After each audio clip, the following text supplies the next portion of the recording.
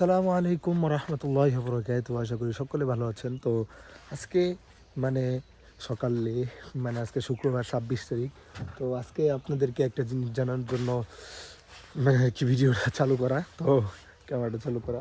তো এই যে দেখতেছেন নিচে রস আছে। তো আজকে খেজুর গাছ থেকে রস পারলাম আমি। তো আজকে রস খাবো।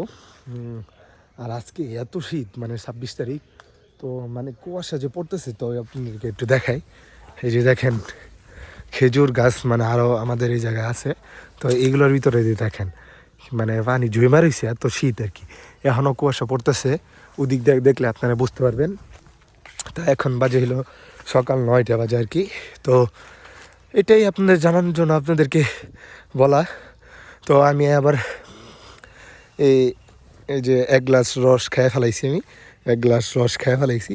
তো এটা সামলানি সম্ভব না, এই লোভটা। তো যারা রস খাননি খাবেন, তো গ্রামে যেয়ে খাওয়ার চেষ্টা করবেন, যে তো গ্রামের পরিবেশ পান, সুন্দর একটা আবহাওয়া।